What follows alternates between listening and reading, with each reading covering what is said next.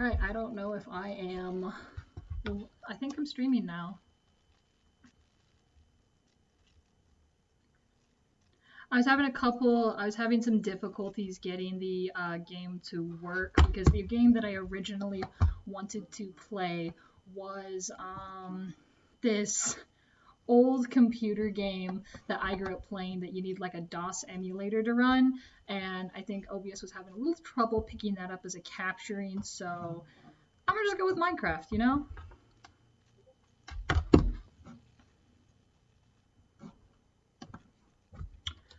I'm going to actually give me a minute. I'm gonna pull up the stream on a second computer so that I can still see the chat while we're doing this. All right, we're good. Let's play some Minecraft. Yes.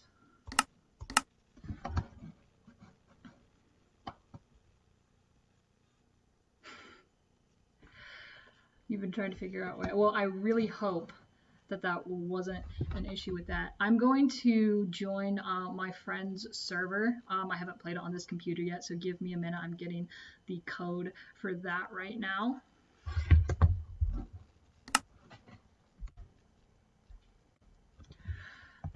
So how's everyone doing tonight? Feel free to post in the chat. I'll try and check that out as I will see what's going on. I mean, I've got 2 hours to go through here.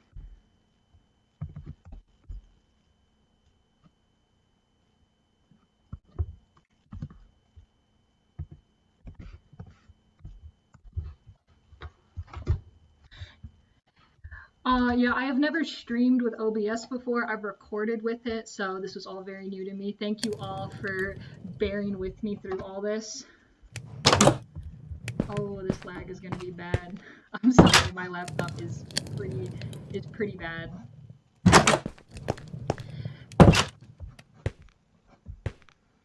But yeah, like I said, the game that I originally wanted to play is an old computer game called Commander Keen. And I don't even make it anymore. You can find it up on My Abandonware, which is a website for finding old softwares. It was an IP software game, and so far everyone who I've ever told about, they've never heard of it. But it was just a fun little 2D scroller game that I played a lot growing up on my old the family Windows 98 computer.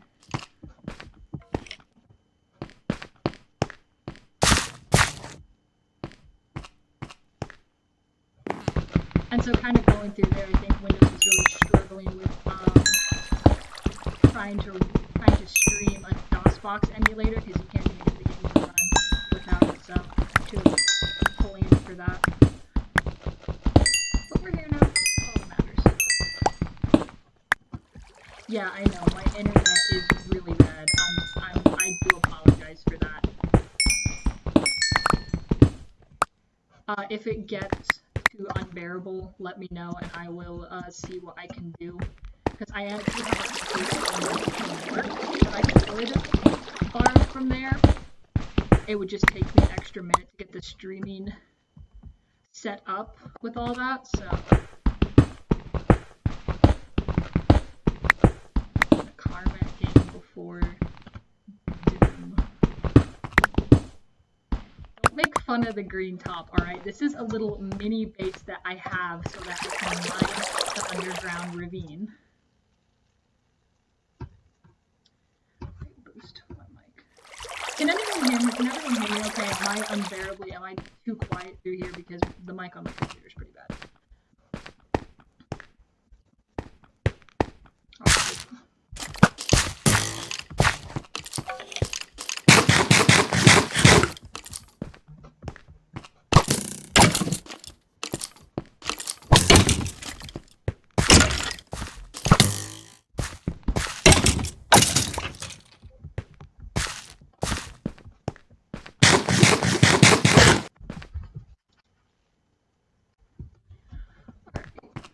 I'm going to be streaming a different game later, and I will test that out later tonight to make sure that I can have that up and running and have a better mic quality with that. I do apologize for any of the technical difficulties coming through.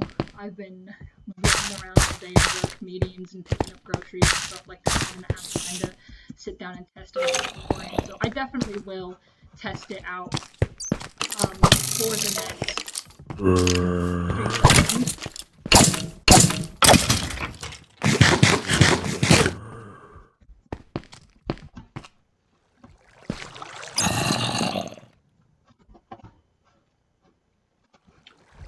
I have to be careful to make sure that I stay in my area. Like I said, this is my friend's server.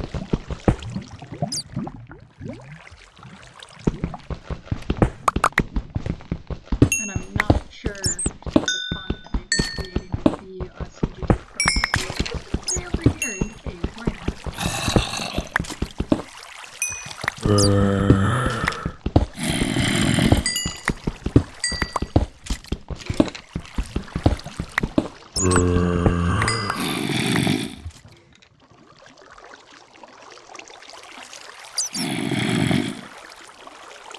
Yeah, Molly was texting me saying I was a little quiet, so I wanted to make sure.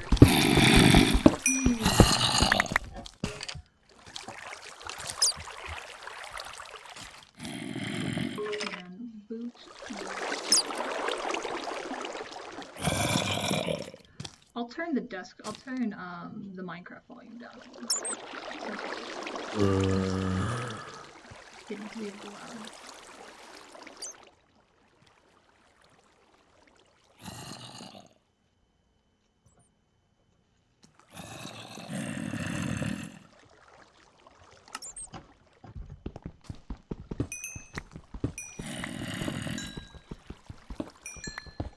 I would say honestly, so far, I think the CGT stream is going pretty good. This is our first time doing something like this, so obviously we're not going to be perfect the first time, but I mean, it has been really fun from what I've been able to see all day. Getting to know the professors, seeing them all interact with each other online is really fun, and getting to see what they're doing. Also seeing, I don't know, for me, I love watching anime videos on YouTube of people illustrating something, and so seeing Miranda and Lily do that was a really great experience. I think it's pretty fun, and I think it's interesting to see how everyone kind of brings a little bit of something to it all. I'd say probably in future years we definitely would have more of a formula to follow and kind of know what we're doing. So I think like this would honestly be cool to see if we could like, I don't know, this would be like a traditional thing at the end of finals, like do this every year for the CGT department, get people to join.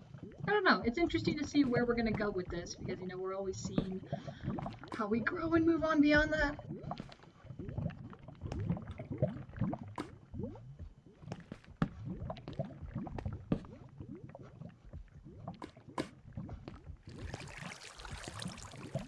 CGT, yeah.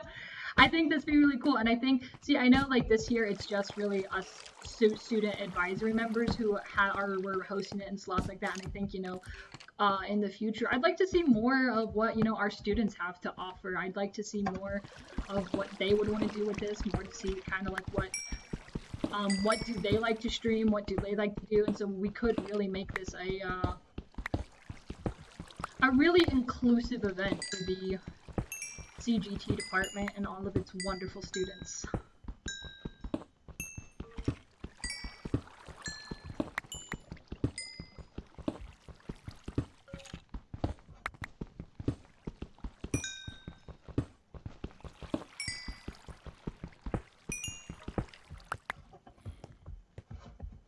Honestly, I'm not entirely sure what I'm supposed to talk about. Like, usually when I'm playing Minecraft, I'm on a phone call with my friends, so it's kind of like,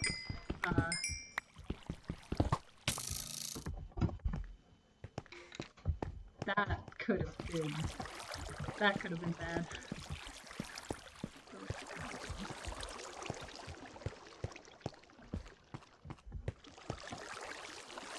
So yeah, it feels weird. I'm just sitting here talking alone in my room to my camera with an occasional like pop-up from the chat.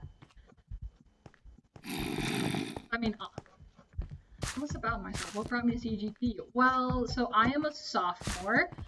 Well, not a sophomore anymore because I just finished that on into junior year. Honestly, like, I don't know. I never took art classes in high school, and like I said, to me when I was little, someone that was an artist was someone who sat down and drew with pencil. Like my brother would doodle, and I always thought, oh, he was so cool, Josiah, my brother. He's an artist and all that. Um, and when I was really little, I wanted to be a veterinarian more than anything in the world. Like from the time I was 8 years old up until I was probably 15, if you had asked me what did I want to do, I would have said I want to be a veterinarian.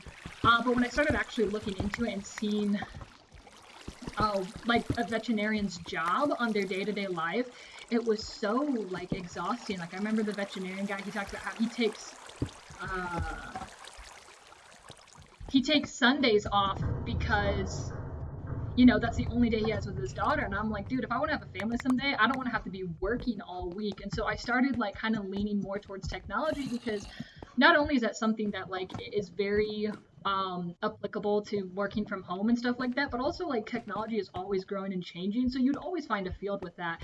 And kind of like, I remember I was just browsing the IUPUI website and I came across CGT, and I was like, oh my god, like this is so cool. And just looking at everything about it, I'd have the ability to learn Photoshop, which I'd always wanted to, but my high school never offered that. It was a really cool opportunity, and I remember I did a couple tours with Betty, who was absolutely wonderful, and it just kind of like from there I was hooked, really. Oh, the cave update. I thought it was just the. Are they coming out with the cave update so far? I've only heard about the Nether update. I'm not sure. I mean, I'm excited for pretty much any update in Minecraft, so we'll see how it goes. I mean, the Nether update playing on the snapshot is fantastic. Hightail. I'll be real, bro. I'm not sure. Are you talking about Minecraft or are you talking about another game? Because if so, I'm very confused right now.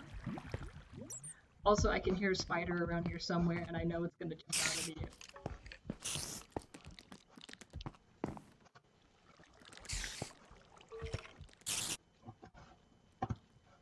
Oh, Hightail. Oh yeah, that. Yeah, I haven't really looked much into that, honestly. Really, I've really just kind of been messing around with vanilla Minecraft. Looking forward to the Nether update, which we don't have the Nether update on this server because the update isn't fully out yet. But when it's come out, I'm gonna be pretty excited for that. Oh god, it's a.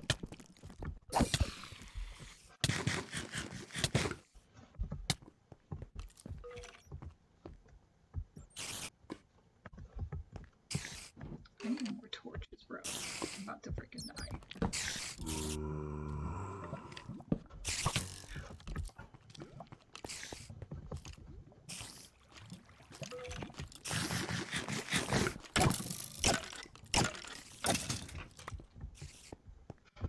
Yes, I know your house is unsafe, Ryan. That's why I'm avoiding it. No, yeah, as I mentioned, I can't really. Oh,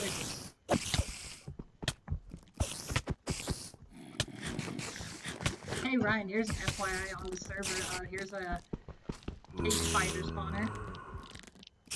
I'm just gonna block that up. I really ain't trying to deal with that right now. Well, actually, I just started playing on this server, so I'm still working the kinks out of exploring and gathering resources. So I don't actually have a base yet, so don't make fun of me for my green top. I don't even have a green top, actually. I have nothing. But yeah, CGT is a really great program, honestly. I mean, I've been talking about it with other students. I've seen a lot of stuff online so far where just some really horror stories of students talking about professors during the pandemic who have been like assigning more work, like, oh, like now that you guys have more time on your hand, or they just really haven't been listening to students' needs and really just not caring about students at all. And I remember talking with a fellow CGT student on just really saying how grateful I am and how much I appreciate the CGT department and the professors. Really, just the professors are all truly wonderful, and just like the ability of we have the ability to contact them and explain, hey, like I'm going through this, or I'm struggling with this. Is there a way that I can make this up? And really, at the end of the day, like that was one thing that stood out to me coming into college, is that like the CGT professors compared to the other classes I've taken outside of CGT, they really care about their students, and they really care about the well-being of the students. So it's just kind of like, I am very grateful for that, and I really appreciate the CGT department as a whole, just for, actually being human beings and treating their students like human beings. So it's kind of like, once I started taking those first classes of CGT, I knew this was the degree I wanted to stick with and stay in. Oh crap, I don't have any wood. I'm gonna just...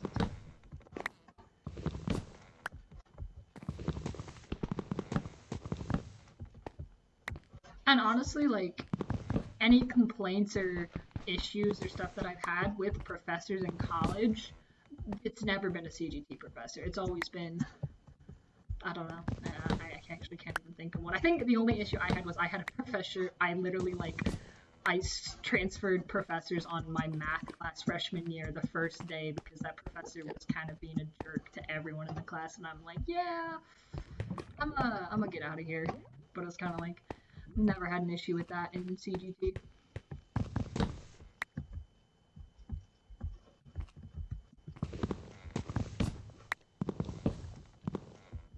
Oh. I don't see why that is necessary. Like, why do they have to do that? Like, you're just minding your own business, and then they just have to, terrify you with ominous, like, horrifying sounds that deafen your ears when you hear them.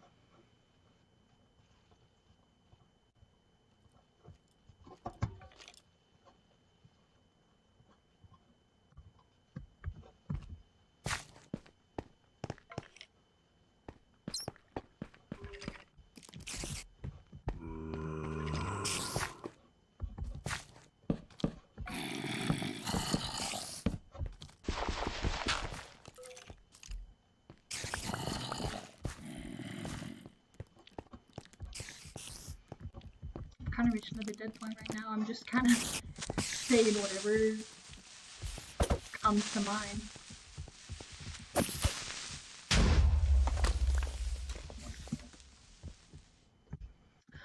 Um, I don't know. How do you, whoever all is watching right now, I don't know if it's CGT students or non-CGT students. What's your guys' experience with the CGT department compared to others? If you are in CGT, do you like it? If you're not in CGT, I mean, welcome.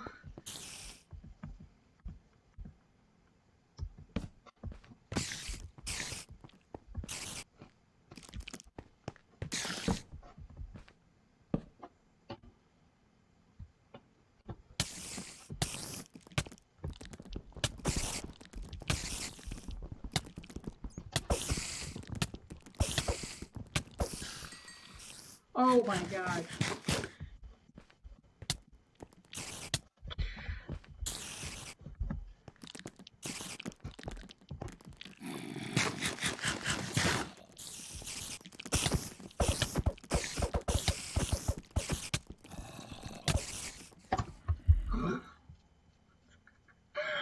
I need to hold on. I need to wipe my desk off real quick because I think I spilled some Red Bull earlier. There's a sticky spot that's holding my mouse. I need to just wipe that off a second. Also, just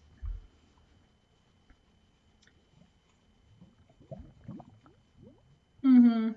Yeah, the in-person classes are better because the professors are there. You're there to get in-person stuff and in-person all that. Also, can we get an F in the chat? Because I don't know where my stuff is. I'm gonna have to go find it again.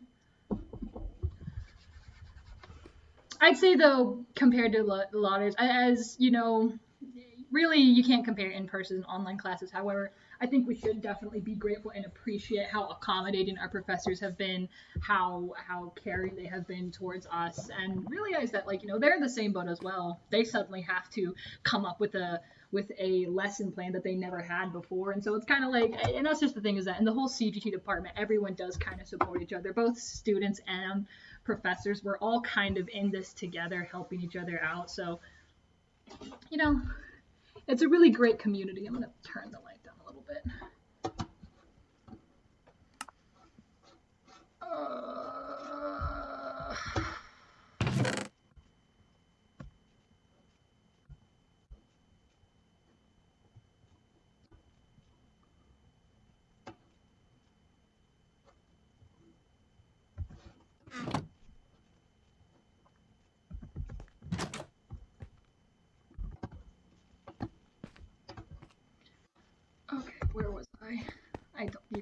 remember. I've explored like. Okay, that's not okay. That's the last thing I want to deal with right now. Okay. Okay. Yeah, I came by here because I remember I stole it. I took the.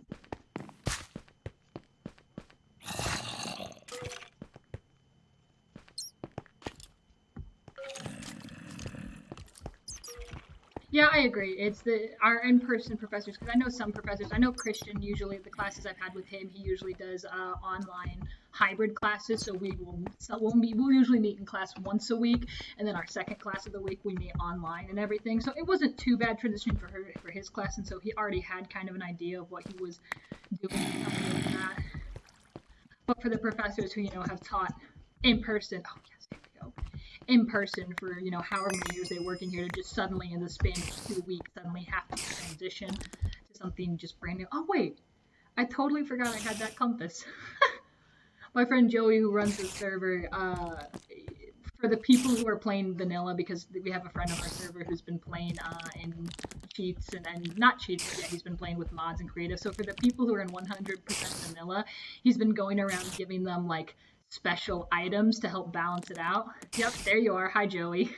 And so, yeah, I have a enchanted compass with sharpness 1,000. I don't know why I haven't been using that, because that would be much. It's not a cheat, Ryan. It was an item gifted to me by our Lord and Savior, Joey. You gotta sacrifice to his lava mountain. Quinn, shut up. You're the one who has actual mods and cheats on this server. I don't even want to hear it right now. Also, he gives you these items because you just fly around and troll everyone.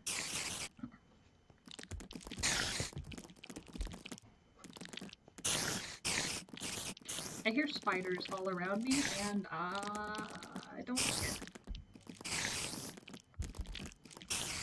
I also forgot to grab a freaking pickaxe at my little base right there, so.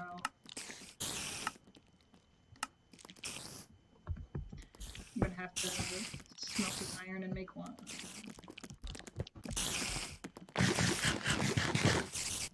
Welcome! Oh, Joey, I see you joined the stream as well. There we go. That's easier. Get out of here.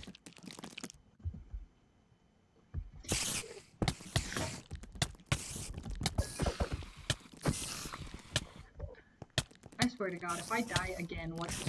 Leave me alone!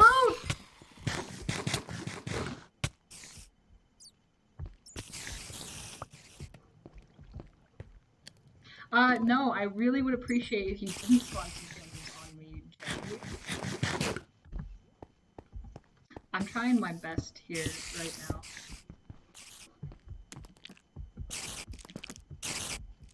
Why are there so many? Okay, I have to block off wherever that spawner is. Oh my gosh. It's like, they're nothing but spiders. Oh, now there's an enderman. Wonderful. That's wonderful. That's really what I needed right now.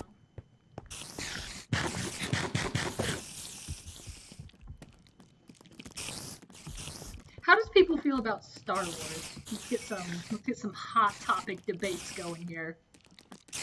Because the last Rise of Skywalker was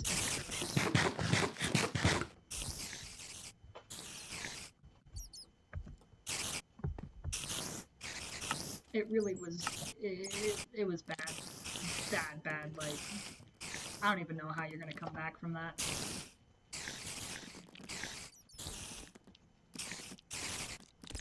I will agree with that. The Clone series is pretty great. I actually need to finish watching it. The Russo brothers? Huh. That would be an interesting. I don't know. You see, I'm kind of iffy on Marvel now too, because it's kind of like Marvel is slowly running itself into the ground now. So I don't know. Maybe the Russo brothers would have a better handle on Star Wars. I heard that Taika Waititi is gonna make a new Star Wars movie, and that's gonna be interesting. Because honestly, he is a really great director. His movies are hilarious. And it seems that he does well translating into a franchise. If by the Spider-Man movies you mean the original Sam Raimi Spider-Man movies, then yes, I agree with you. If you mean anything else, you're wrong. I'm kidding. You're allowed to have your opinion. But yeah, no, the Spider-Man movies don't really, I don't know, they just don't really hit with me. Homecoming was good. I didn't like it at first, but I gave it a second chance, and I enjoyed it. But Far From Home was just, it was bad. Like, it was a good movie. Like, it wasn't the worst movie ever, but at the same time, oh my god, these spiders need to just... I can't take this anymore.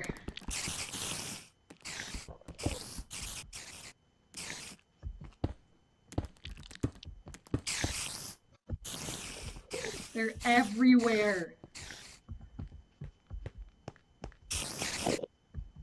Yeah, no, the second series, Amazing Spider-Man, was trash. Like, that was just, there was nothing redeemable about that. Everyone always tries to be like, oh, Amazing Spider-Man was the best. He was the best Spider-Man. No, he wasn't the best anything. He was awful. Those are just awful all around. But, yeah, it's Far From Home was just kind of like, okay, I mean, there's a couple specific issues I had with it, but overall, it just did not... It did not feel very...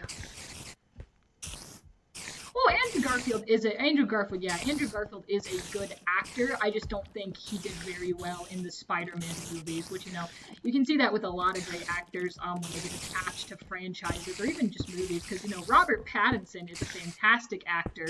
Unfortunately, he has to carry... What is that? Oh no. He has to carry the stain of, you know, Twilight with him for the rest of his life. Alright, I'm leaving this mainly because the spider noises are gonna drive me crazy. What's down there? Have I already been down here? I have not. I guess I'm not leaving anything behind. But Robert Pattinson seems to be actually doing quite well for himself.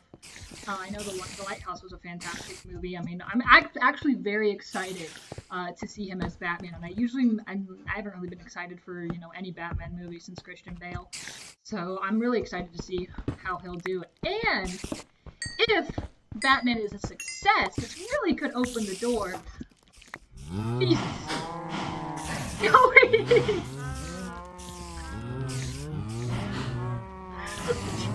Joey, please! Oh my god. You know what I'm I'm sorry, everyone.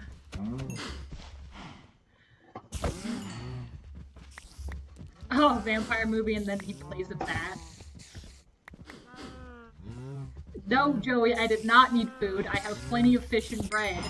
The cornerstone of any nutritious meal.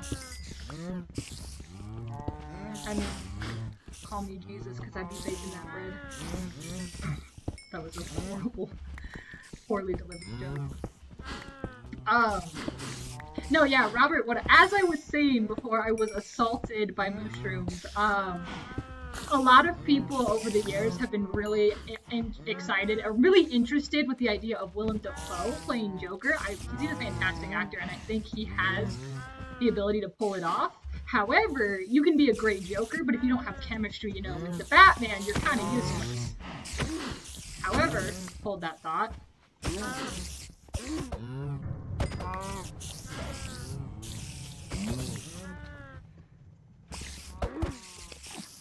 Yeah, so however, not only do you have to be the Joker, but you have to work well with the Batman.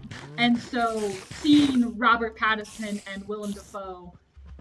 Oh, Joey, you're making me lag so bad.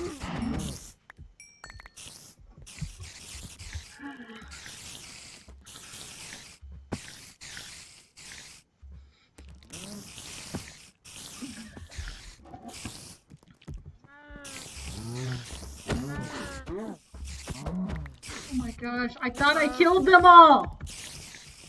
My point is that we've seen Willem Dafoe and Robert Pattinson building together. We've seen them work really well together in The Lighthouse as main actors, co-stars, and we see that they have great chemistry acting together. So, if Robert Pattinson's Batman movie takes off and they're looking for someone to play Joker, Willem Dafoe would be a great pick. That was my whole point that I was trying to get across before I was harassed. Yes.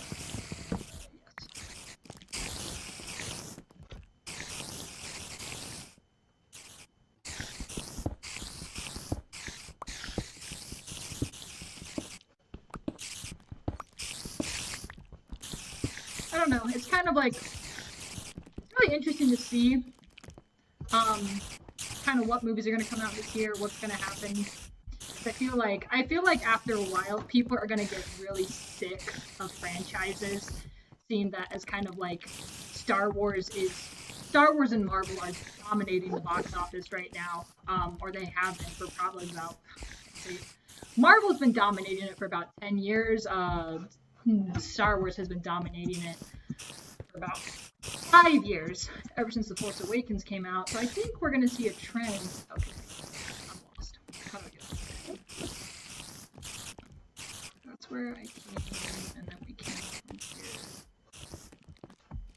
Something down this way. No, this is a dead end.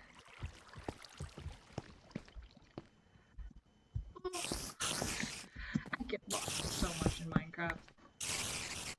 Not there. Okay. Yeah, okay, I found my way out.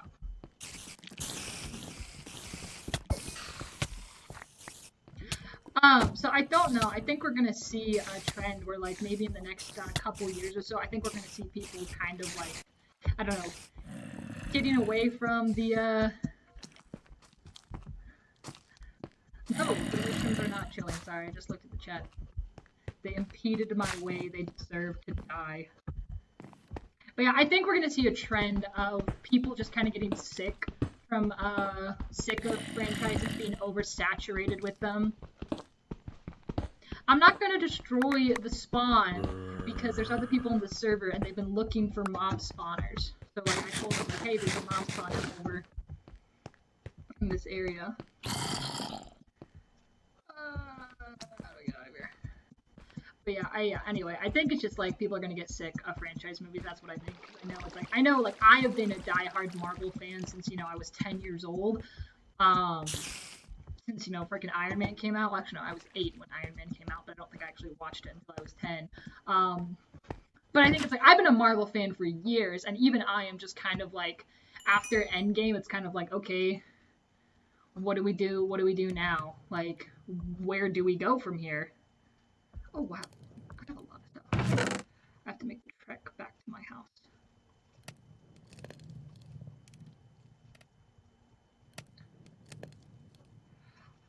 And the same with Star Wars. I've loved Star Wars my whole life, but I was not a fan of them rebooting it. I think I was excited. I did like The Force Awakens. I saw it in theater, and kind of like having that nostalgia come back and seeing what they could do with it. I was really excited for it, but I don't know. It's kind of like they absolutely ran Star Wars into the ground with the sequel trilogy. It's honestly, I would rather watch Solo than watch The Rise of Skywalker again. And I hated Solo when I first watched it. But I guess it's kind of like, I do really like The Mandalorian. The Mandalorian, I think that if you're going to like reboot Star Wars, that's how you do it. Do it with spin-offs that are created, that are in the universe, but they don't, Dark Phoenix, but not garbage. But you need Star Wars movies that are in the universe with that Star Wars feel, but that don't impede on the original trilogy, that don't do that. And I think The Mandalorian does a great job. Like they took something The Mandalorian that was a really cool and interesting concept, but they didn't attach Boba Fett to it. And I think that allows for them to bring in fresh ideas, new ideas. Like watching The Mandalorian, I remember like it was so nostalgic for me because the setting, the music, the character designs, it really was a throwback and kind of paying homage to the original Star Wars, to, like the Cantina Band, to, when like Luke and Obi-Wan, they go into the bar, the character designs, the puppet designs, it was fantastic. I love The Mandalorian. So I'm really excited to see what they're gonna do with it. But I think trying to, ride the bandwagon of people like Han Solo, let's make a movie about him. Like, no, people like Han Solo because he's Han Solo. We don't need a backstory on Han Solo. It's kind of like that's the whole point. Whenever you go into creating the backstory of a character, yes, the Old Republic movies. To respond to that, sorry, I keep looking over at the chat later and then right when I'm in the middle of the sentence. It's like when you take such a fan favorite main character who was already great as he was and try to like force a backstory on him, you're just gonna piss people off. It's not gonna make sense. It's like, okay, so now you've attached this really bad narrative to an already perfect character that didn't need any of that to begin with. All right. But that's just my issue with Disney. I hate Disney as a company. I just hate everything about it because it's Disney. Disney can't afford, because everything Disney does, Disney plays it safe when everything they do. Everything they do is pandering. Everything they do is they are so afraid to step out of the mold. Yeah, backstory is only good. That's good because that allows people to create. Or if you have a really solid backstory, but see, Han Solo didn't have a backstory, and he was a great character because his backstory was shrouded in mystery, and that's part of what made him a good character. Oh, yeah, Galactus and Silver Surfer, dude. I honestly, that is kind of like my only the only reason to get excited for the future of Marvel, because now that they've acquired Fox, is that we can actually have a great Fantastic movie. The original Fantastic movies, honestly, I enjoyed them. I watched them as a kid. I thought they were great. The first one was fun. The second one was awful. The 2015 remake was absolute garbage. My biggest issue with the second one was what they did to Galactus. They turned him into a cloud. Like, what was with Fox in making cloud villains? Like Green Lantern and Parallax, and then Galactus, and the fact that they turned Galactus into a cloud was so annoying because that wasn't what he was. Galactus was such a badass character. He was an Eternal. He was there before the universe even created. He literally just freaking went around and consumed worlds. He was called the Destroyers of Worlds. Like, that, how do you butcher such an ultimately just amazingly badass character, And that's Hollywood for you. Honestly, Endgame, I kind of, because Disney acquired Fox right around the time that Endgame was about to come out. Not that it was about to come out, but when it was still in the making. Yeah, I'm gonna just cook these when I get back. I really wanted them to introduce Galactus as a way to defeat Thanos. That would have been fantastic for me because literally, like, Thanos is this big, scary character and everyone was freaked out. He won, he beat them, and then Galactus just shows up and just backhands Thanos. And that's it. That's the whole movie. I would totally pay money to see that. Just come in, watch Galactus just come in and just absolutely obliterate Thanos. That's it. That's Endgame. That's the movie. That's all we came to see, folks. But no, they had to mess with time, as for some reason everyone does.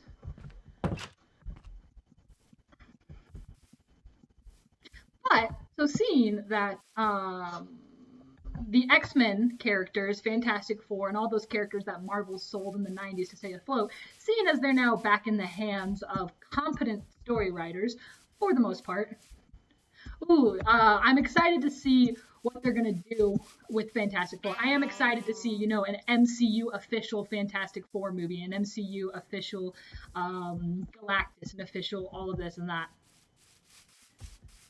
Dormammu, I was like, I'm interesting to see. I will say the Doctor Strange story was funny on how they handled Dormammu. It's really interesting to see that he definitely could come back because honestly, he's a scarier villain than Thanos. Like everyone thought Thanos was this absolute just vision and the character of evilness. Like, bro, you ain't seen nothing yet. But again, I guess with the hype of all that, the problem with Marvel that I'm seeing is that what made it so good in the first place, that idea of a cinematic universe, is ultimately going to be its downfall, because what's going to happen, and this was also my issue with the Spider-Man movies, is that we don't actually get to see consistent character growth with Spider-Man, because so when we first see Spider-Man, he was introduced in Civil War, and he was able to take on Captain America and hold his own. So already we're seeing he's got some powers on him. And then on Homecoming, because they need a narrative, because they need what why are there so many boats? Oh, Quinn, screw you and you freaking. I'm not even responding to that. Maybe this is my fault for hopping on the public server.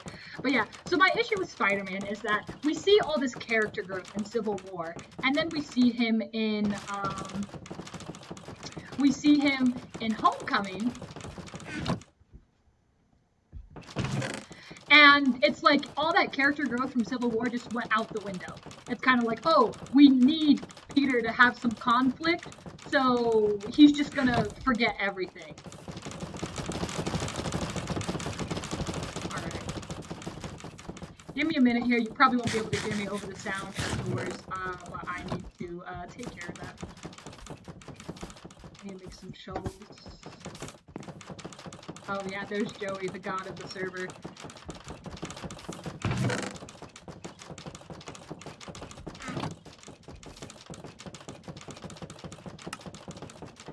Give me a minute here while I take care of this.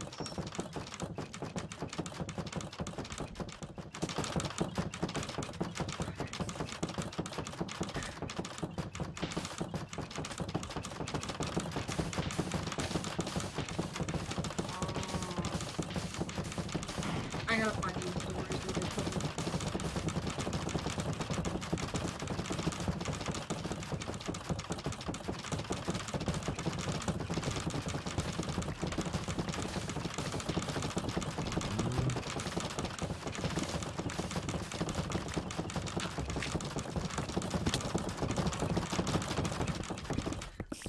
Really, Ryan?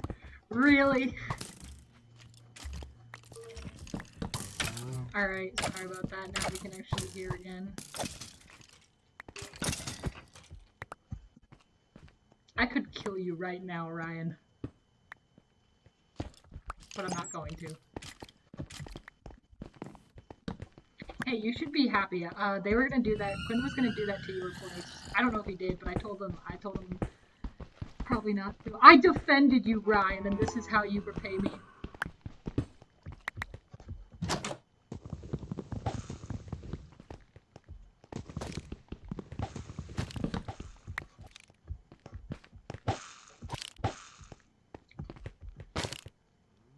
I will kill you, Quinn.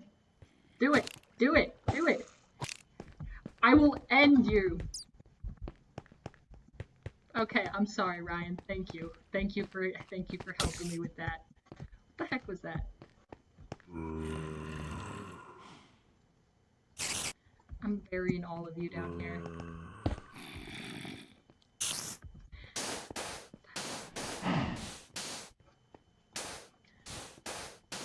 Nothing to see here.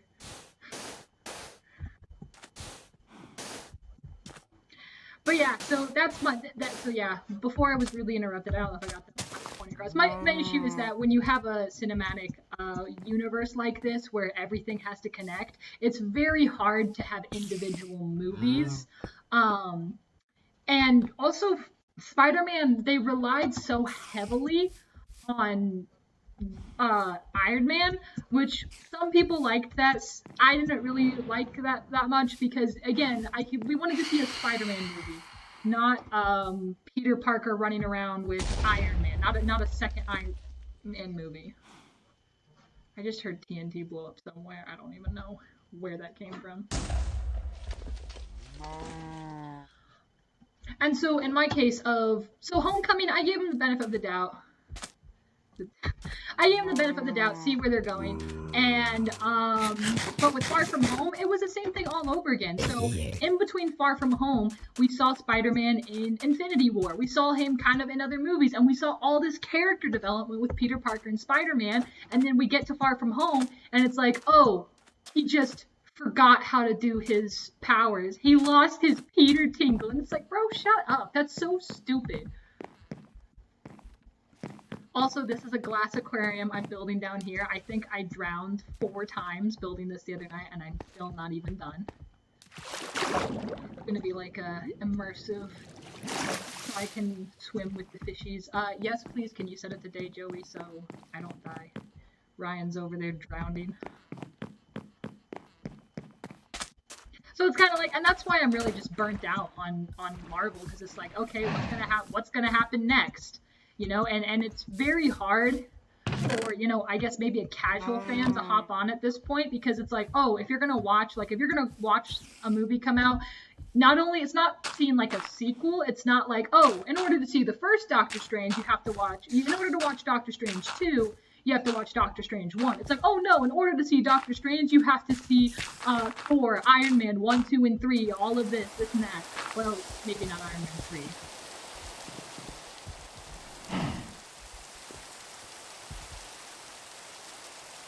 But you get my point. It's just very... It's going to be really hard for them to maintain a lot of what made them unique. What are you doing?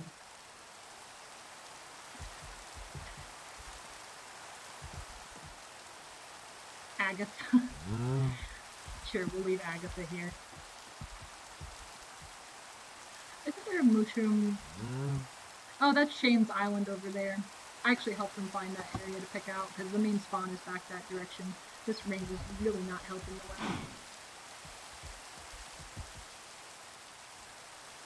Well, yeah, but that's the thing. When you translate comics to movies, the difference why it's translating. You aren't just making comics in a movie style. You are taking the content of the comics, you are translating it, rewording it, and making it fit the format of movie making. That's why, you know, the books are never going to be the exact same as the movie, because it's kind of like, you can't get that done.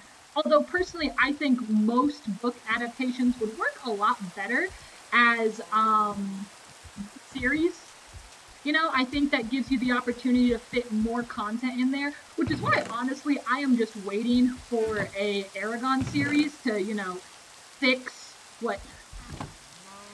that horrible abomination of mankind that is the Aragon movie that has left a bad taste in everyone's mouth for generations. I hate that movie so much. Oh. But see, Game of Thrones was so good when it started out.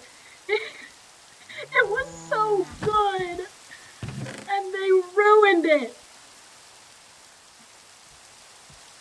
See, that's my whole point. See, watching Game of Thrones, it felt like the ending of, I felt like Charlton Heston in the ending of Planet of the Apes when he sees the Broken Liberty statue, and I'm like, you blew it up! You ruined it! You know, and then darn you all to hell! That's how I felt watching Game of Thrones. It's just, which really, I mean, Game of Thrones was going downhill after the 6th season, and that's what you get when you try to, you know, just kind of go off the rails when you've been following a book the whole time. So it's kind of like, what went wrong?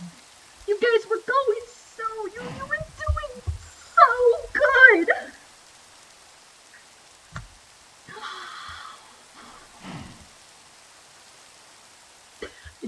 Sorry, I need a minute. I need a minute there. It truly is a travesty what they did to Game of Thrones. Seeing how it was such a popular, such a talked about, such just an iconic show. Like for years, it dominated the culture. It dominated, you know, people would talk about it when the next episode came out. The fan theories, even people who never read the books, like.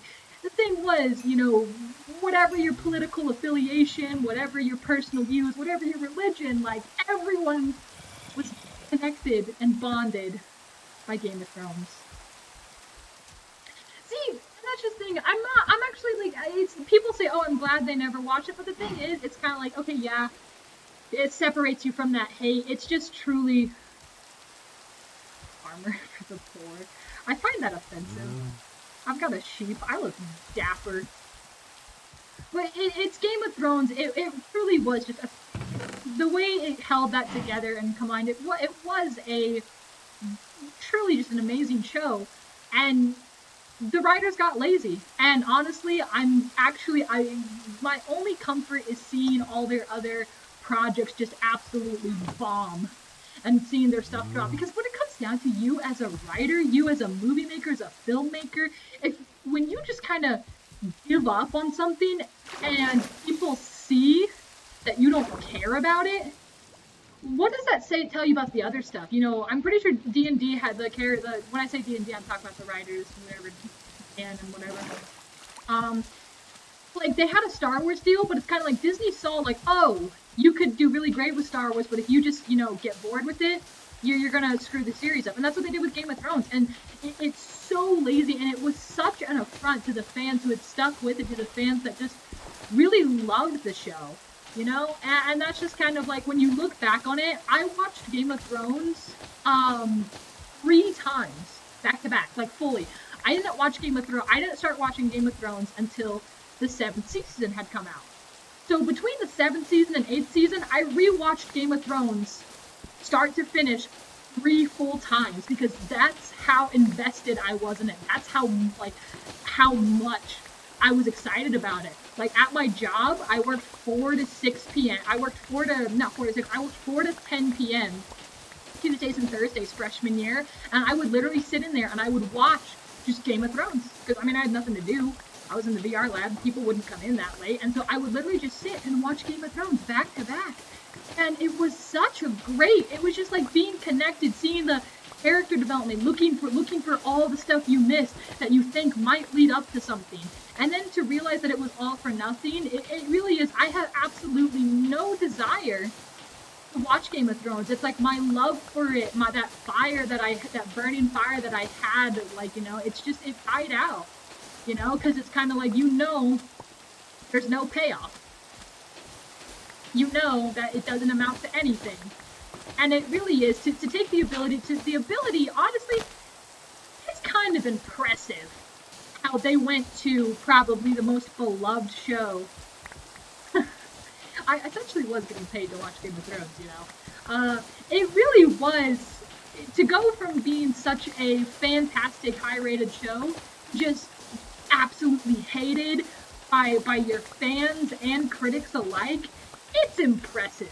That is honestly impressive. Like, you have to try to reach that level of hatred. And, you know, I applaud D&D for it, and I also hate them for it. Because it's like, what's the point? I get it, oh, when you come down to when you're making movies and stuff, you can argue, well, oh, they're making it for them, not you. But it's like, you don't have anything. And you as a movie maker, you as a creator, you don't have anything without your fans. Your fans are the reason why you're allowed to do what you do. And to just completely turn around and just take a massive dump on them like that, it's just kind of like, no, you deserve no sympathy. And I'm glad that, you know, you lost your Disney deal, because that's what you do. If you go around showing, hey, I don't care about the stuff I put out, people aren't going to want you to put out stuff for them.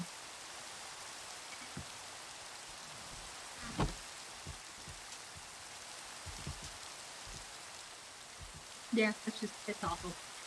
In other news, Agents of S.H.I.E.L.D. Is a fantastic Marvel TV show that is honestly not a lot of people give credit to, because not a lot of people actually know about it. Agents of S.H.I.E.L.D. was the first Marvel TV show. It came out back in 2013, and it was ABC Family, not Netflix. And as of right now, it is the only Marvel TV show to make it above 3 seasons. And even then, most Marvel TV shows never make it past the 2nd season. They have a 1st season, and then they have a 2nd season, and then they're canceled. And that's how they do it. That is what happens. Look at every Marvel show. They tried to like make like an Avengers style build up with the Defenders by making, you know, oh, Luke Cage, Jessica Jones and all that come out, Iron Fist, but it never got off. Whereas Agents of Shield is actually in their 7th season. Now the 7th season is their final season, but still there's a reason why they lasted that long. And they did a really good job on combining Marvel, because the whole process of Agents of S.H.I.E.L.D. is that, okay, 2012 Avengers is when Phil Coulson dies by Loki's hand. Well, he is essentially brought back to life. As in they say, oh, he never died, but really it is, they brought him back to life using alien blood and, you know, stuff like that. And he headlines a, like, private small S.H.I.E.L.D. mission. And the interesting thing about Agents of S.H.I.E.L.D. is that it actually stays in line with the MCU timeline. So on the one hand, Phil Coulson does, like, oh, there is a whole storyline of, hey, how did Phil Coulson get brought back to life? And I think that's like a series arc, right? And that ties into a lot of what happened. But also it's like, for example, the finale at the end of the season it deals with the fall of S.H.I.E.L.D. because that was when Captain America the Winter Soldier came out and you realize, oh, Hydra's been in S.H.I.E.L.D. this whole time. S.H.I.E.L.D. deals with that. And then in the following seasons, it's about, hey, S.H.I.E.L.D. is broken. We're essentially a terrorist organization because, you know, we're not governmentally sanctioned. And it's honestly, it is a really great show. It has great character development. And, I mean, if you want to look at it from a diversity standpoint, it has a really great cast of, like, minority characters, strong female characters.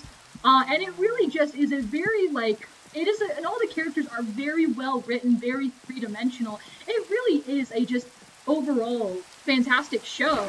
But because it's a Marvel TV show, I think a lot of people are put off by that, seeing as a lot of Marvel TV shows, they suck. They never. Yeah, Marvel TV shows never really take off because again, they never make it past the second. They never make it past the second season.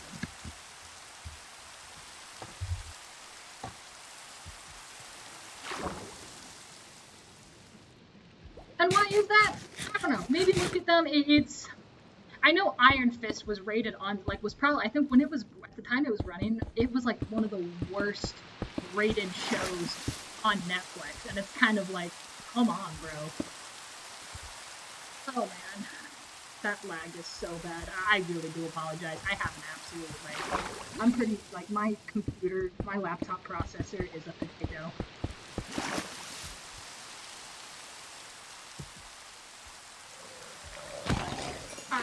I will be streaming later at around 1 a.m. and so between now and then I will test out and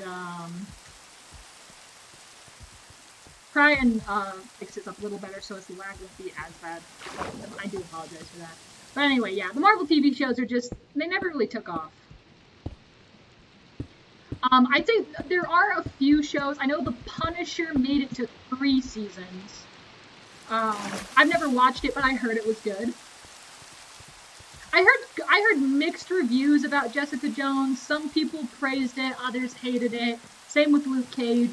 But I never heard anything good about Iron Fist.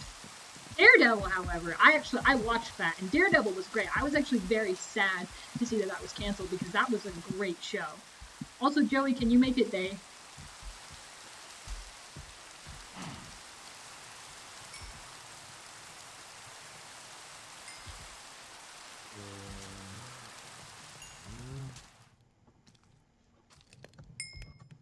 Thank you, Joey. Yeah, I actually watched the Solar Opposites thing today.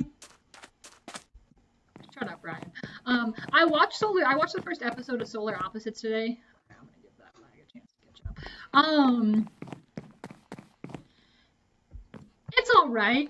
I'd say maybe I'd probably have to come and give it a second chance. I will say, seeing that, you know, you're seeing half of the Rick and Morty formula, and it makes you appreciate, like, you know, why Rick and Morty is so good. And I think one thing I say, my complaints with it is that it was kind of iffy on the way it set up the world. Like everything. Oh, hey, I actually got everything. Now I have to get all this water out of here. Nice.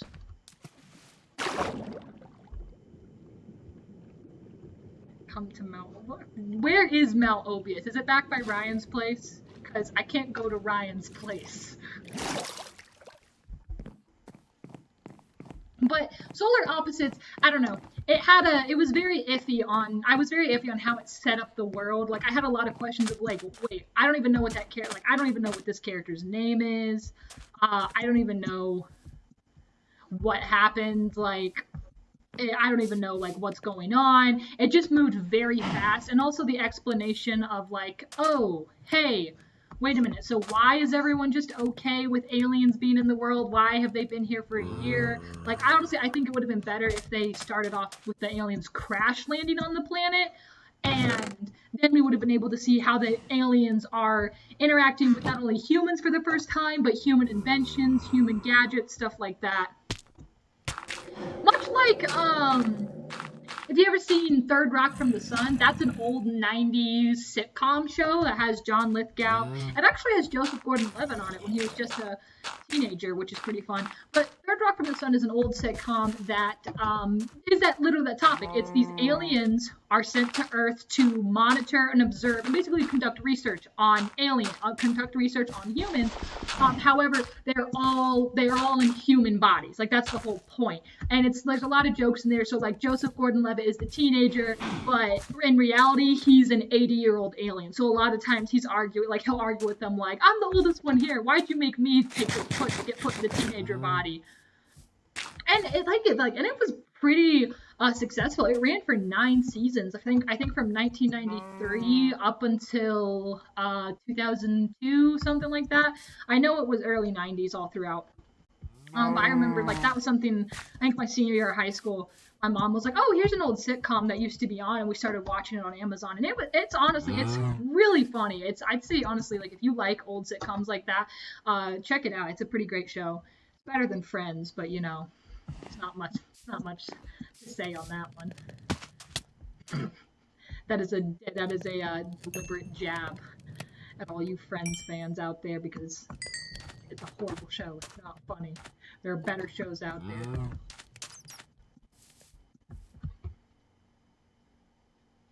Legion? Which one is that again?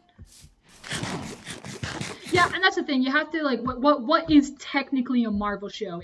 Are they just using Marvel characters that they somehow bought, or is it a connected kind of connected to the MCU universe? Because like like Luke Cage is a known Marvel character.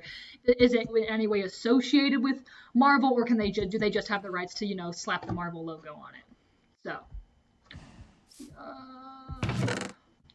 All right, I gotta go make a sacrifice to Mount Obius, so so that the next time I need it to be daylight.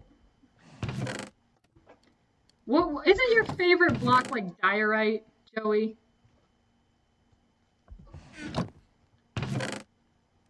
Here, I'm gonna bring you wool. Do I have to give the stuff to you, or can I just throw it into the lava?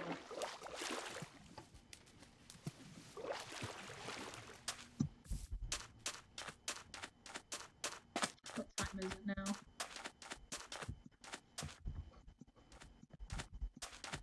Wow, that first hour actually went by pretty fast.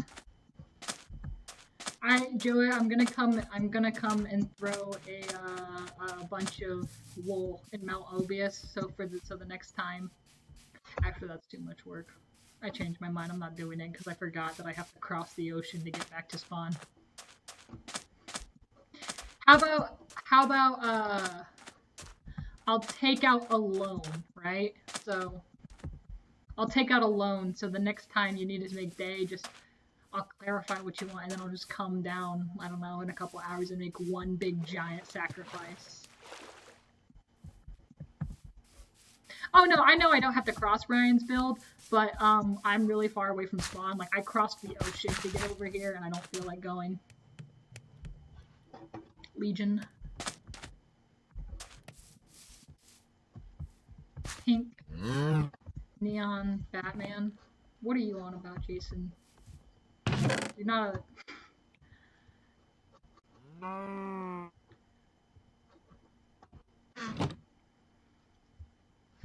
shit, forgot I had a roll over here.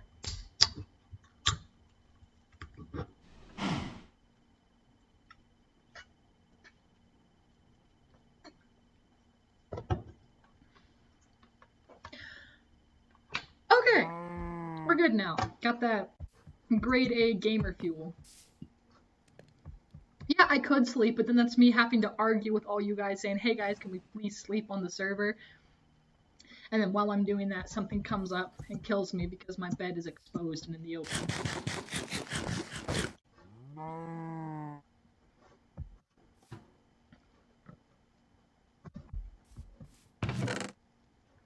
Where are all my sticks? I'm busy. I'm doing other things. I'm building my aquarium. I am building my house. My house is an aquarium.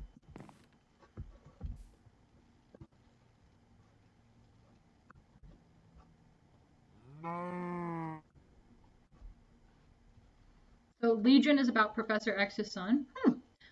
That'd actually be pretty interesting. One thing about Disney ray traced lighting Minecraft. I don't know. I'm just playing the game. Also, even if they could, my computer's fans are like running at full capacity as it is. If I try and add that or whatever you're talking about, I think my computer would explode. But yeah, my biggest worry about Disney acquiring Disney acquiring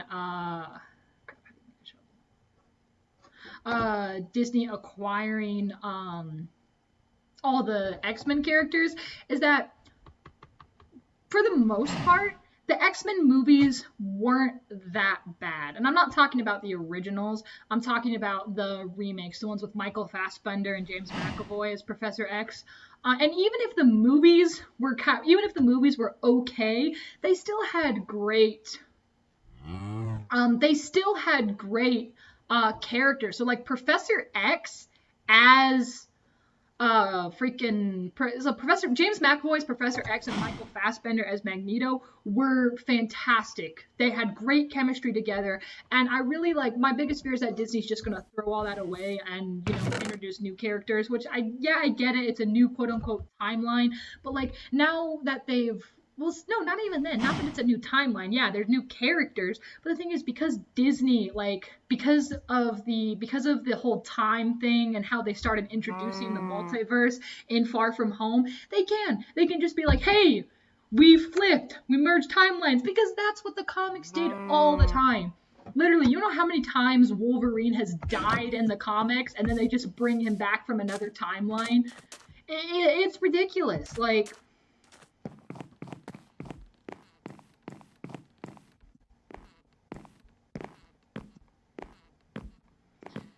I gotta think about how I can get all this water out of here because I don't have sponges.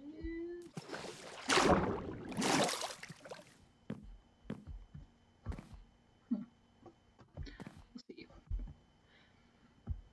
So, really, they could keep all of the same X-Men characters and then just, like, merge the timelines, you know?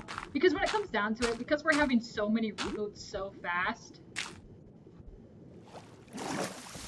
Oh yeah, sand would actually be a better idea because I could just drop it. However, I have to go collect more sand. Oh, maybe.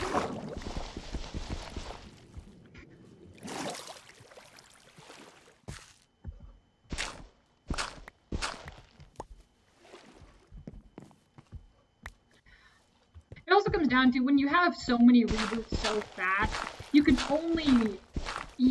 only have so many versions of a character. I mean, I can go find sand, Joey.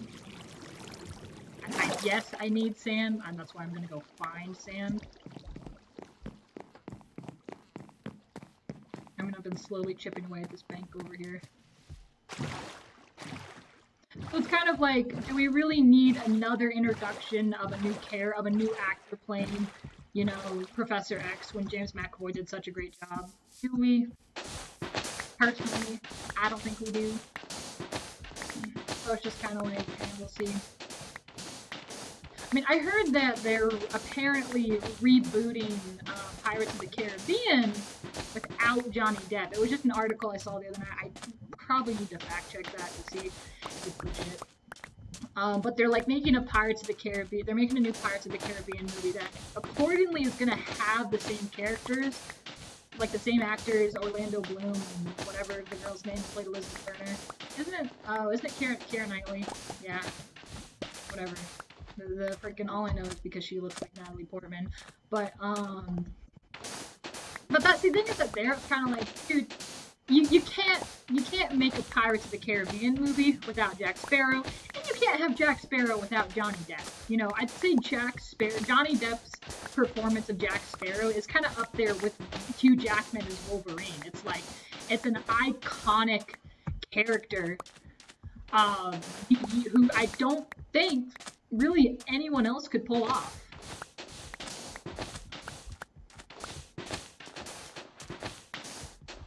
So it's kind of like, plus that's the whole issue of, you know, Hollywood turning their back on Johnny Depp due to, you know, the whole domestic abuse case, which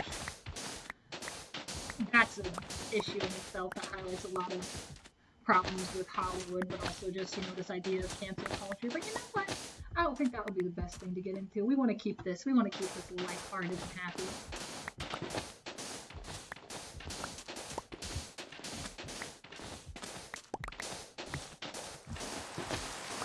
Oh my god. Why is it raining again?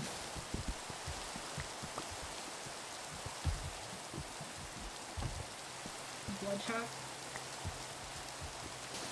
Never played, so I have no opinion on that. Unfortunately.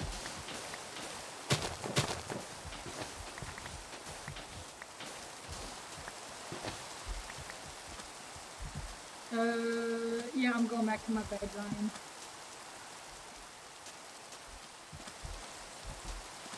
Oh, the sand is making the lag so bad.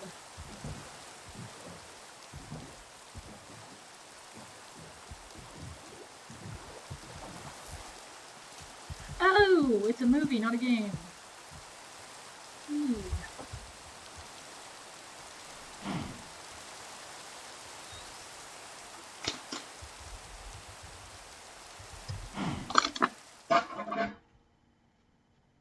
Oh, that, yeah, I think I saw, yeah, I'm pretty sure I saw a trailer for that, or I can't remember.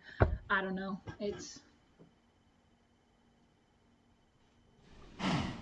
I mean, like, I think we had enough of Vin Diesel after the Triple X sequel.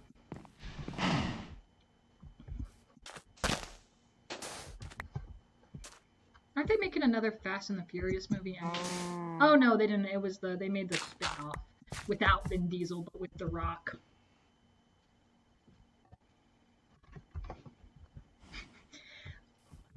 Man, that's positive. Firing shots at Jason.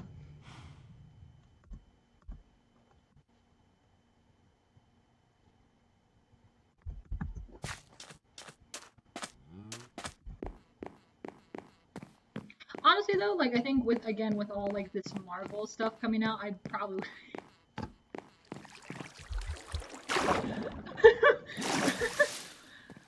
Oh man. Hey guys, no bullying each other on the Twitch chat.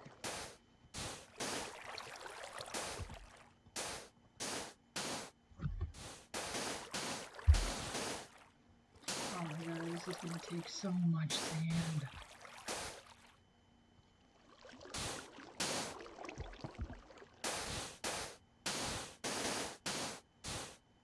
Who is Kazu? Is that another professor? Inferno Digital is Robbie. Mr. Obimaj is my friend Joey. He's not in CGT, but he's the hoster of this Minecraft server. And then Unlucky Magician, that's another friend of mine, Farad. Farad doesn't even go to IUPUI, he's a loser.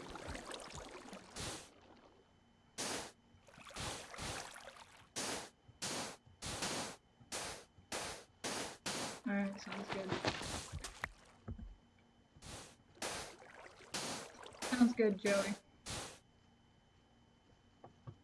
Ooh. I'm kidding, Farad. You're not a loser.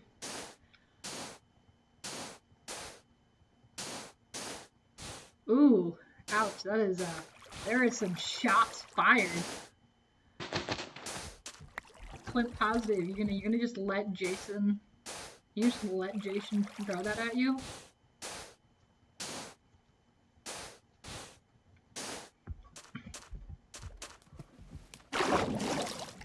Actually, Farad, I think you just snapped at me.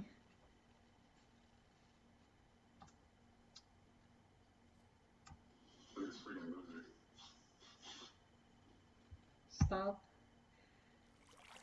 Oh, Legion. Oh yeah, I have seen the trailers for Legion. Or Legion? Legion? I don't know.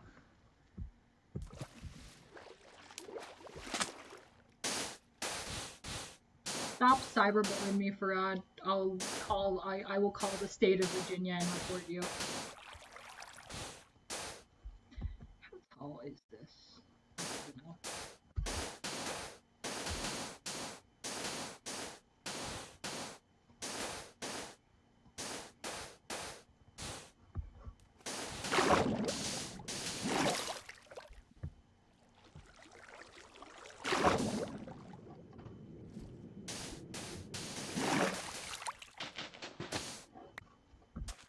I think it's probably looks like it's about 20 blocks high.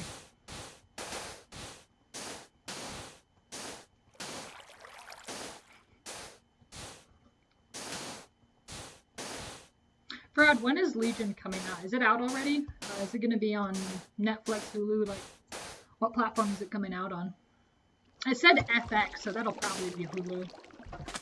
Oh wow, all that sand I mined just for that. Actually, wait, no. I have an idea. It's dead. Did it never take off?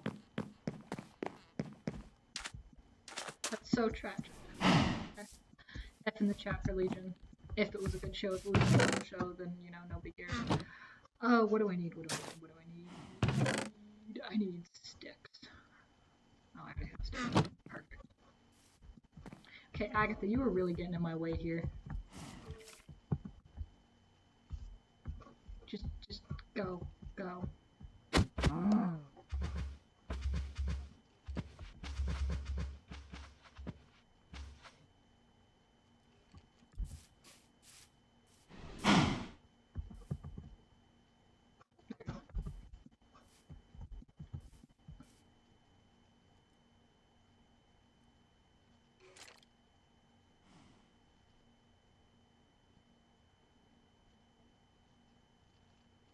How am I supposed to...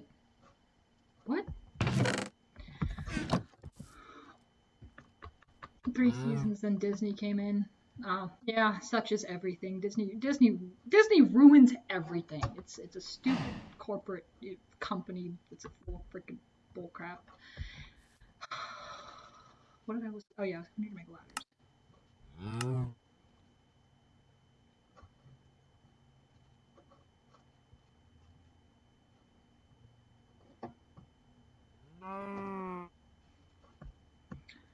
Okay, I watched Phineas and Ferb when I was little, and then I came back and watched it, like started watching it as an adult again, and I think they changed their voices at some point. I don't know what it is, but like Ferb's voice just annoys me so much, and I don't know why, because I don't remember it annoying me that much as a kid. Okay, I know what I'm gonna do.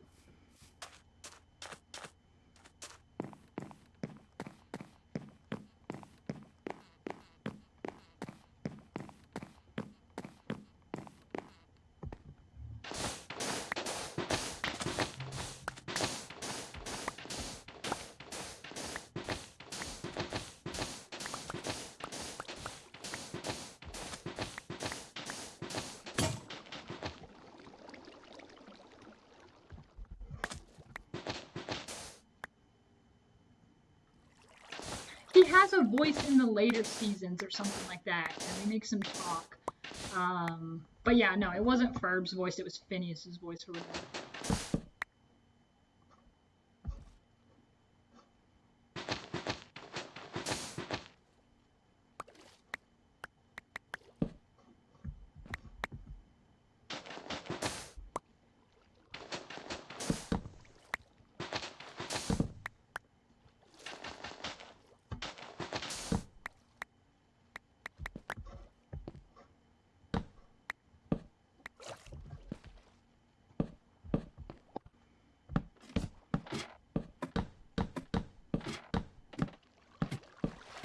How many can I go?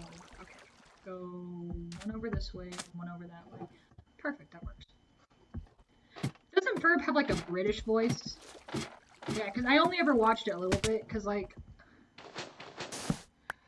we never had a TV that got signal, except for like, I think when I was really little, but even then we were only allowed to watch PBS, so I would just watch cartoons at my grandma's. And so like, I never watched Amethyst that much, but enough to remember certain parts of it. And I just remember like when I went back and watched it, it was never that bad. Oh yeah. I forgot. Like that's the thing. That's what I'm saying. Like I didn't even realize. Like oh, it was their stepbrothers. Because again, I watched the show when I was like 10.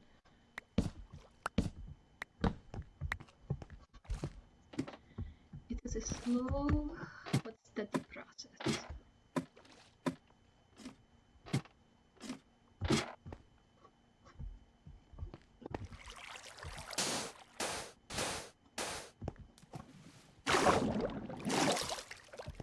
Yeah, because aren't there theories that Dr. Doofenshmirtz is actually Phineas's real dad?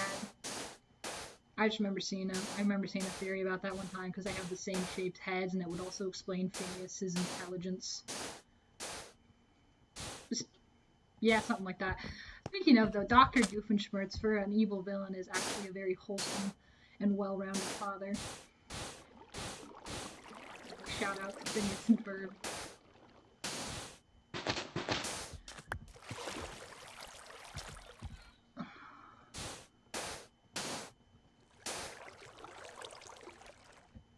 Alright.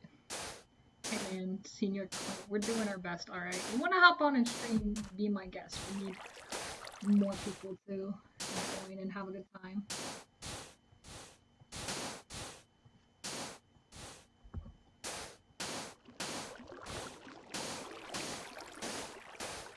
I was about to say, really, like, the one thing you remember from Phineas and Ferb is Dr. Doofenshmirtz. He really is a great character.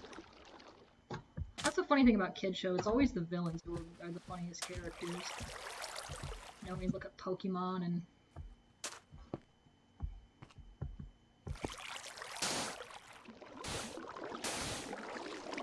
more embarrassment than you can handle. See, that's the thing. Luckily, I thrive in embarrassing myself.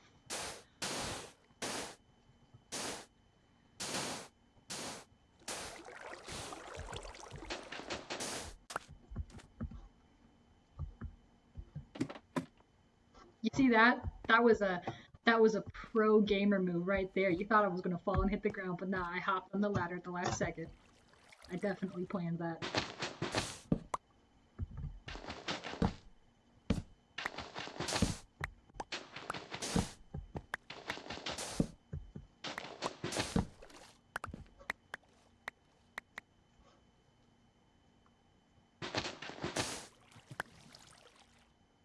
Oh no.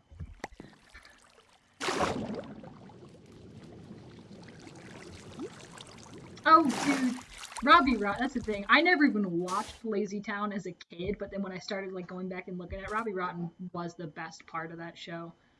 And just the character himself. Not even the character, the actor himself was such a great guy. It honestly, it is really sad. You know, cancer's a bitch. Sorry, I shouldn't say that on stream, but it's true. What's another show that had a great, what was your favorite cartoons growing up? Like when you think about your childhood, well, when you think about your childhood, like what would you say is the show that stuck out the most to you that you'd say you watched the most that, I don't know, defined your childhood?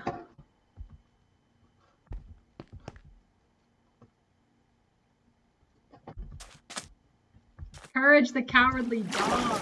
Hell yeah. Courage the Cowardly Dog was just, oh my gosh, that Ed, Ed and Eddie. Dude, see, that's the thing. I don't know what it was about just traumatizing children. Freaking, what was it? Oh, The Misadventures of Flapjack. Now, I'm gonna kill myself one of these days. No, The Misadventures of Flapjack was, oh my gosh. And you know the funny thing is that the creator of Adventure Time, the creator of what was it? Okay, so there's like four different shows that came after Flapjack, and like all of these characters actually worked on Flapjack. So it was a guy who created, I think, what's his name, Pendleton something. The guy that made Adventure Time, the guy that went on to make Gravity Falls, the creator of Over the Garden Wall, and one other one I can't remember. But all of those creators all worked on the Misadventures of the prequel to the Lighthouse movie. That's a great way to look at it. But all those characters worked on Flapjack, and honestly, like, so when yeah, my sister, I remember my sister showing it to me. You can find it on YouTube. It's yeah, and she's so excited telling me about it and everything. But the Misadventures of, yeah, Regular Show, that was it. Ryan, thank you. Yeah, the creator of Regular Show worked on Flapjack. But Flapjack was like, when you go back and you watch it as an adult, it is hilarious. Like, it was truly ahead of its time and just its humor. Honestly, I think that's part of the reason why it's like that defined our generations of humor. But it wasn't just like slapstick, like little kid humor, because I was looking at a lot of like quote unquote kid shows. They think just being random and out of nowhere is what's funny and is what kids are drawn to, and what kids like, when in reality it's kind of like, no, kids actually like well-crafted humor. And honestly, when you actually have good and well written out storylines and humor in shows, I think that actually goes on to help kids develop their own sense of humor. I know there's a running joke that if you've ever seen Pee-wee's Playhouse, which was ran in the 80s, there's a joke that Pee-wee's Playhouse created a generation of kids with ADHD. Because if you watch that show, it is just absolute sensory overload. You never know what's going on. Like, the walls are talking, the door is talking, the freaking, like, the voices he makes, it's all over the place. And you look at this and you're like, yeah, like, people think that because kids have short attention spans, that, oh, if you want to make a kid show, I mean, just be random, throw whatever random junk comes to mind in there. When in reality, it's like, well, no, kids have the ability to comprehend, more mature, not mature, but like they have the ability to understand and comprehend actual humor and actual thought put into it. So it's really interesting to see. I think that's all I can do for now. But yeah, no, The Misadventures of Flapjack, that's one show like I remember, because like I said, could only ever watch cartoons when I was at my grandma's. And so I always hated it because, I'd stay at my grandma's from, Sunday to Wednesday, and we'd be watching, Cartoon Network. Oh yeah, Teen Titans was a classic. But I'd be at my grandma's like Monday night, and they would be advertising and showing you, oh, this is the Flapjack episode, catch it this Thursday. And I'm like, well, I'm not going to be at my grandma's this Thursday. And I would be so upset that I couldn't be there to see that episode. And then usually the next time I visited my grandma, the episode would be on a rerun, so I'd get to see it eventually. But it's just like, I remember that was the one show I was always just super excited for. Oh crap. Forgot.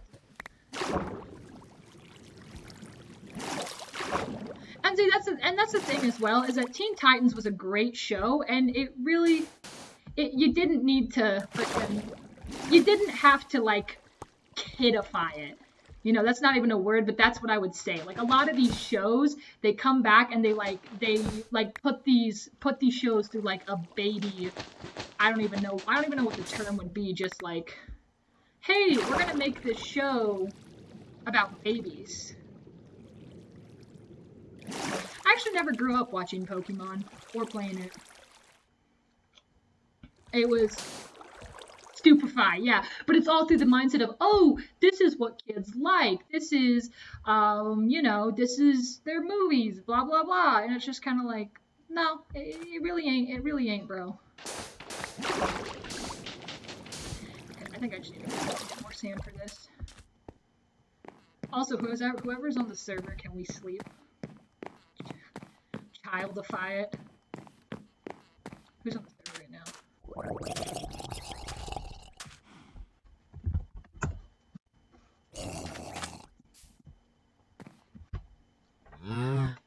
What was another show? Yo, did anyone ever know freaking 16? Did you ever watch that show? Did you ever watch that show as a kid? It was about like it was literally about 16-year-old kids, and they would basically, the whole point of it, they were in high school and they'd go to the mall and hang out after school.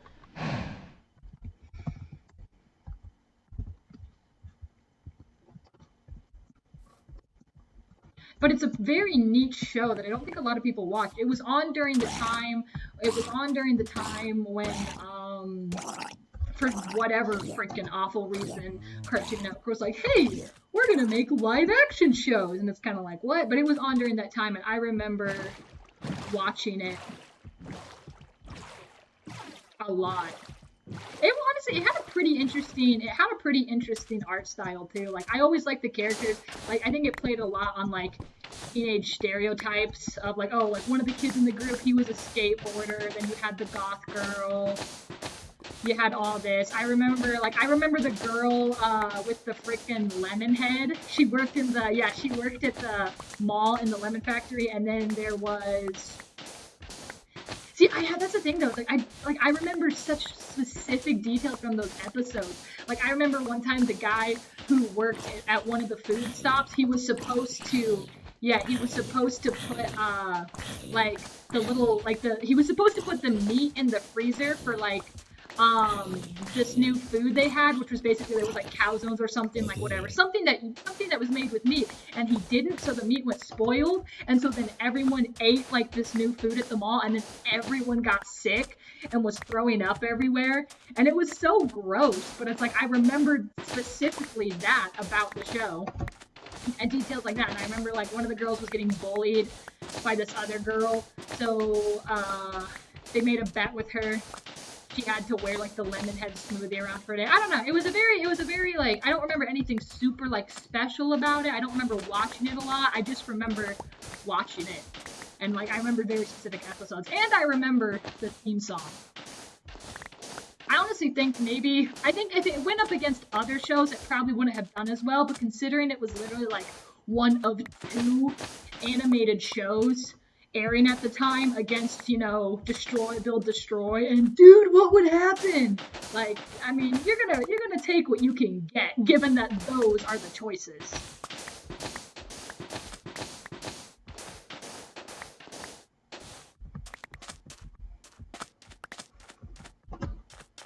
It's kind of funny to think about when you think about all these shows that maybe you watched as a kid and maybe, oh wow, it's gonna grow up and be forgotten about. Gargoyles? I don't think so. The only thing I can think, I don't think I ever watched Gargoyles as a kid. Between Cartoon Network, explain to me what I'm building.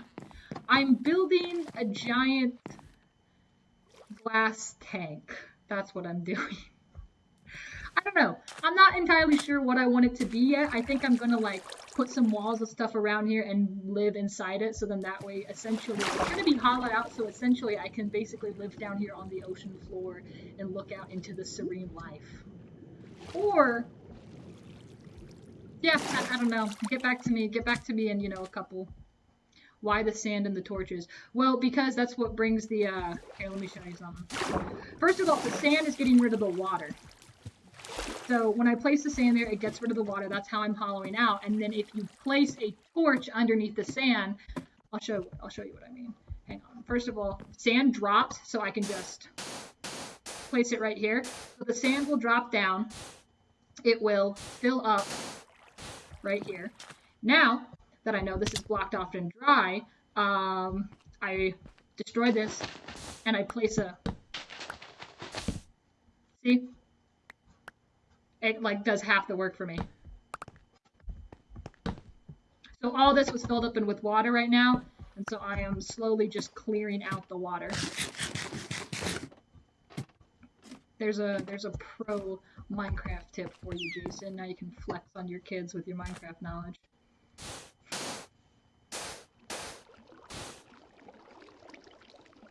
So yeah, I'm not sure what I want this to be yet. I always like interacting with the water. I like, I don't know, because I built something like this before in the swamp. I always like being interactive with the water and seeing building underwater bases. So we'll see where this goes. I think I'll probably have this connect down more because I think what I'm gonna do over here, because I have this little kind of like cove, like bay, where you see here's the ocean out here, and then if you look up over here, kind of like surrounded south and sections off in that. And I think what I'm eventually gonna do is probably build like a dorm, like a glass dome. Yeah, I could fill the whole thing up with sand, but that means I'd have to get and acquire incredible amounts of sand. So rather than just do that, I don't know, doing it one step at a time. You don't even know how to play Minecraft, Jason. I'm not taking criticism from you.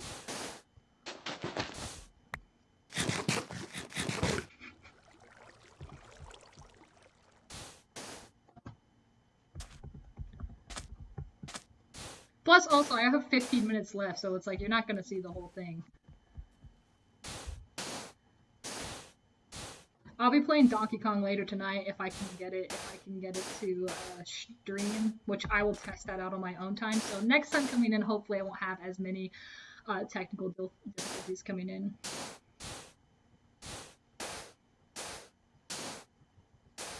Minecraft with laser robots. No, but you have my attention now.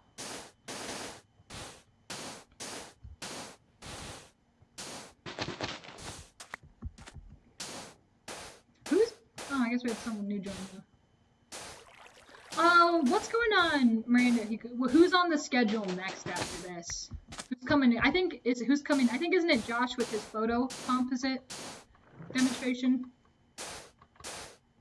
That'll be fun.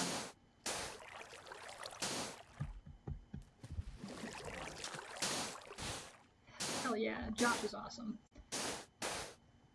And then Jason isn't streaming until tomorrow.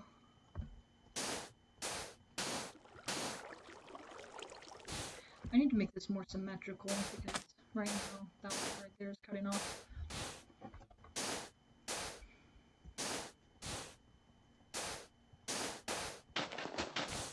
So yeah, I was about to say, I'm trying not to go into these dead spots of concentration, but like, honestly, if you have anything, you have anything movie related, TV show, movie related, I can talk for hours about that.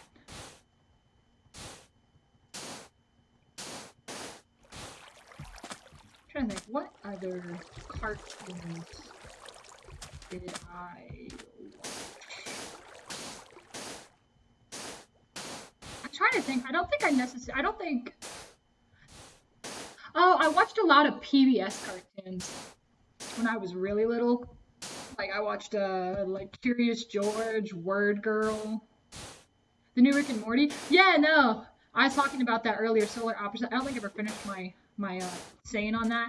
It's all right. I think I need to give it a better chance. I think it was just kind of compared to Rick and Morty. You can see the Rick and Morty formula, but again, it's the co-creator of Rick and Morty, so you're seeing half of what makes the Rick and Morty formula good. And I don't think, and you can see the strong half, you can see the character design, the voice acting, but as far as creating the setting and the world, it didn't really do a good job on, it really did not set that up very well, in my opinion. I kind of like, I'm watching the first episode and I'm like, wait a minute, who is that character?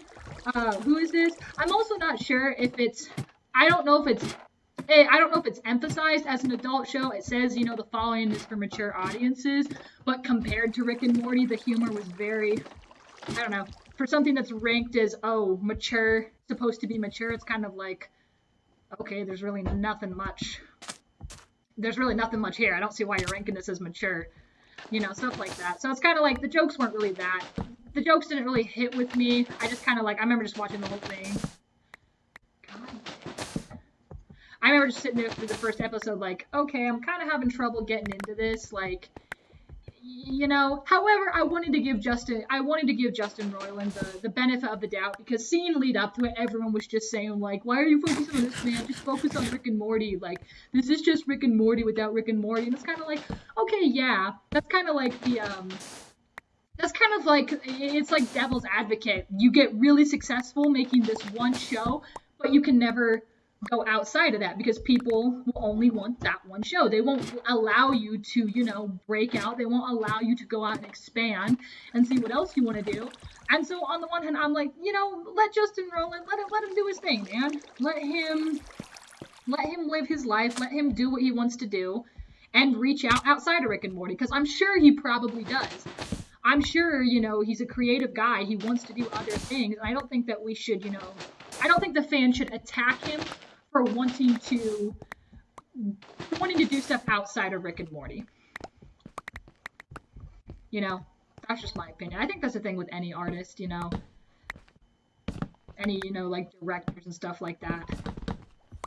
Whenever you're creating something good, people expect that good thing only.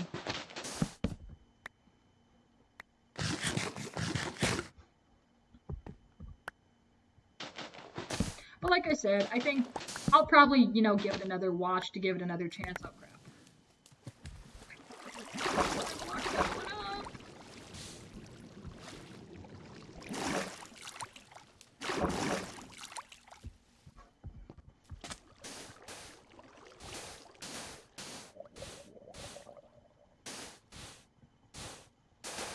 So I don't know. We'll see how it goes. I don't know. I think it might make it to, you know, Rick and Morty levels of fans. Let's hope it doesn't make it to Rick and Morty's level of fandom, because the Rick and Morty fandom is atrocious. I don't know. Hey, we'll see. Maybe it'll get us popular in Rick and Morty. Maybe it'll take off and be its own thing, or maybe it'll kind of fall flat and, you know, he'll move on to something else. We'll see, but I think he should have the ability to do that like any other creator, and he shouldn't be denied that simply because he helped make Rick and Morty.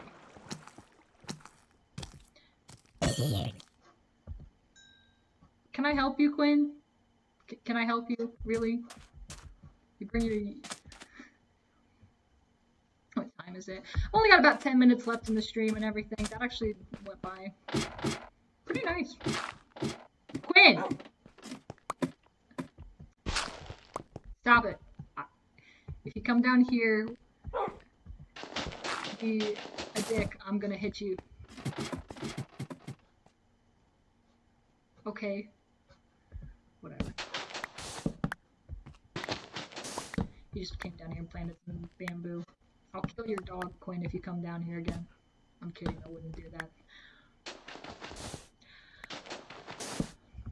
But yeah, so I would say, how do you guys feel the stream is going so far? I'd say, like, overall, I don't know if any of you have been here. I don't know if any of you saw what was going on earlier today. Some of you might now just be hopping on, getting ready for Josh's. Overall, I'd say, like, overall, we want to hear your feedback on it all, really, because is this something that you guys would want to see again, or is this something, like, maybe not? Personally, I think it's been going great so far. I liked seeing the professors interact earlier. I know, I think it's going to be a little more fun later tonight when we get, like, the Scriblio tournament going. Pave's going to be playing Dark Souls. But really, I think we just honestly, we want to hear your feedback on this. We want to see how you're doing. You guys having a good time? Because that's our main point. Because honestly, for me, I think that, like, if we just did this as a regular thing, I think this has the potential to be pretty cool if we can do this as, like, an end of finals thing every year. Everyone's done. Now we get to just hang out, have fun on live streams, and see what's going on. But really, honestly, just thank you all.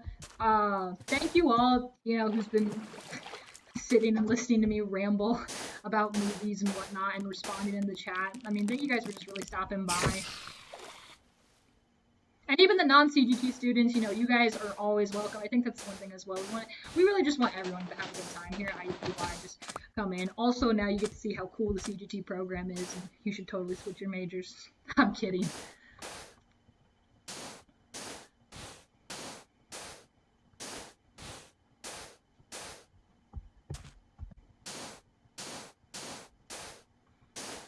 Miranda, I'm not sure if you've been in contact with Josh. I haven't been able to check the chat, see who's coming up.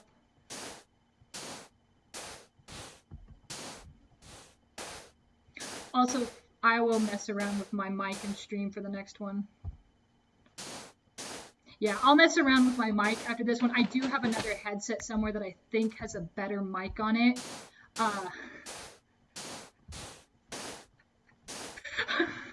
I think it has a better mic on it, and I'll definitely play around with that and make sure that I have a little bit better quality coming in later at 1 a.m. when I get back on streaming.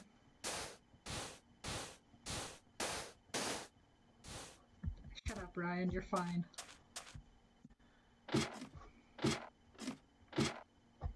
Because whenever he's ready to go, I mean, we got like 5 minutes. Whenever he's ready to go, I can just hop on off.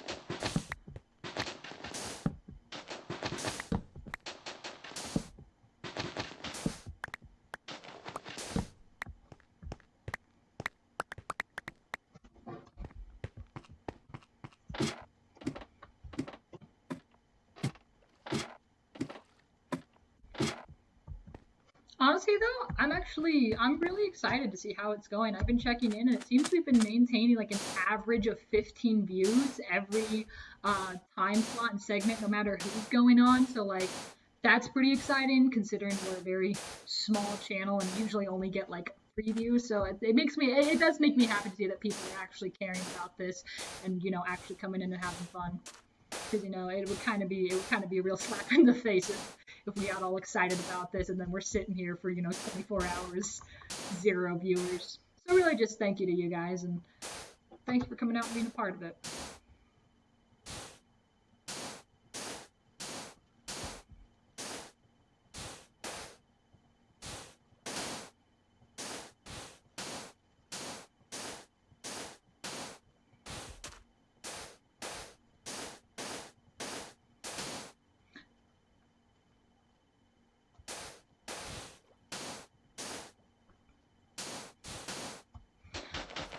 I think above all, I want to emphasize is that really, please just give us feedback on this. Give us feedback on what you liked, what you didn't like, what would you like to see more of, ideas for future streams. Because really, it's kind of like we want to do stuff that you guys would enjoy. We want to do stuff that students would enjoy, but also just, you know, anyone would enjoy. I think, like, honestly, we could probably do like, I feel like if we did other 24-hour streams, we could probably, I don't know, if we could like stream all the Star Wars movie and have like a virtual watch party or something. That would be cool. Something like that, or get forward more into like some of the gaming and seeing more of like the professors. Because honestly, that's my favorite part about CGT is seeing how the professors are just, you know, interact with the students. And oh yeah, that's right. We would have to get streaming rights. We would have to get streaming rights for movies and stuff like that. Well, I mean, we could. We didn't have to. No, I'm kidding. We wouldn't have to do that. We don't want to get in trouble. That was Dan's idea. Yeah, see, I'm about to say, I think honestly, this is super great because it's creating a culture that like no other program has, you know, and I think it really shows how much of a community we are. Hello, Mixed Stamp Funk. I think it's creating this nice culture of showing us that, like, yeah, not only are we a program, we're a community. You know, we come together, we play games. A CGT Minecraft server would actually be a great idea. Yeah, Josh, whenever you're ready, I'll hand the reins over to you.